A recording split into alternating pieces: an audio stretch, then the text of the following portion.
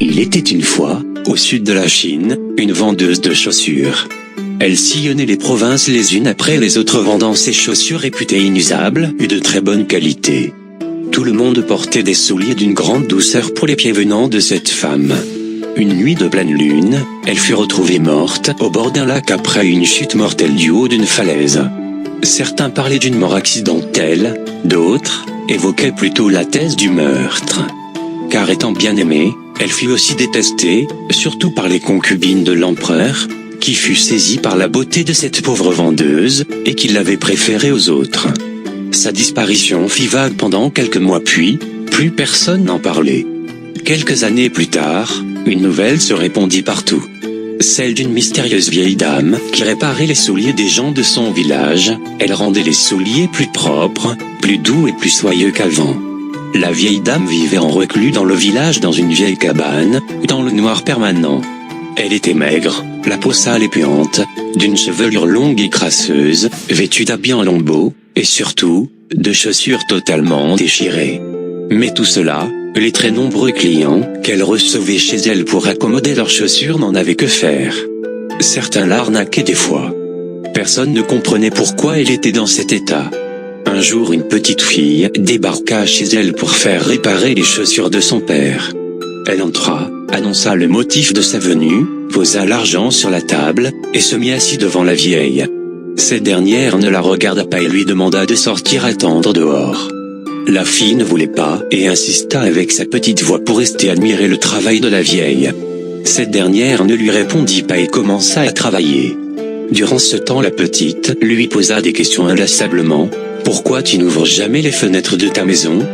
Pourquoi tu ne vas pas te laver au lac? Pourquoi ne te procures-tu pas de nouveaux vêtements? La vieille la regarda et lui demanda de se taire ou de sortir. La fillette ne dit plus un mot. Et un long moment de silence envahit la pièce. On n'entendit plus que les bruits que faisait la vieille en réparant les souliers, et, par moments, des petits cris de douleur émanant de cette dernière. Ce qui intrigua la jeune fille, qui posa une dernière question. Pourquoi vous ne raccommodez pas vos chaussures? La vieille marqua un moment d'arrêt, puis ordonna les chaussures réparées à la fillette et la fit sortir. Peu d'années après, la fillette revint chez la vieille dame afin de faire réparer ses chaussures. Elle entra, posa l'argent sur la table et se remit assis au même endroit qu'il y a 4 ans, pour admirer la vieille à l'œuvre. Celle-ci prit les souliers et commença à les réparer. Un long moment de silence envahit la salle accompagné des gémissements de la vieille. La jeune fille ne dit pas un seul mot et surveilla chaque fait et geste de la dame. Tout en réparant les souliers, la vieille serrait les dents et frottait ses pieds au sol par douleur. La jeune fille comprit enfin la situation de la vieille. Ayant fini la raccommodation des chaussures, la vieille les tendit à la fillette. Celle-ci les prit et les posa au sol, marqua un temps de silence, puis elle a fermé la porte de la cabane. Elle se tenait à présent devant la vieille qui fut perplexe. « Enlevez vos chaussures, ma chère dame », dit la jeune fille, un sourire aux lèvres. La vieille refusa, expliquant qu'elle ne pouvait pas, qu'elle n'avait pas le droit. La fillette lui répondit « Oui, je sais, mais je vous demande de les enlever car je vous offre les miennes. » La vieille se redressa d'un coup et répondit « Tu me les offres? Est-ce pour me remercier, ou est-ce par pitié ?» La fillette lui répondit en souriant « Ni l'un, ni l'autre, mais plutôt parce que vous en aviez plus besoin que moi et que j'ai envie de vous les offrir. Ôtez donc vos vieilles chaussures, et mettez les miennes. » La vieille laissa couler une larme et s'exécuta. C'est avec dégoût que la jeune fille vit les pieds à moitié recouverts par les pustules, et l'autre moitié dévorés par des gros vers noirs. La fillette s'exclama « Je le savais. C'était donc ça qui vous faisait tant souffrir, mais comment cela se fait-il? Qui vous fait subir tel châtiment ?»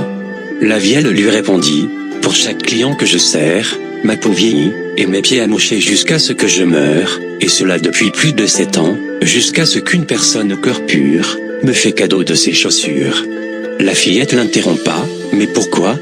La vieille reprit « Je ne fais que payer pour mon regrettable crime. Je fus la concubine la plus proche de l'empereur, jusqu'à l'arrivée d'une vendeuse de chaussures à la beauté perçante.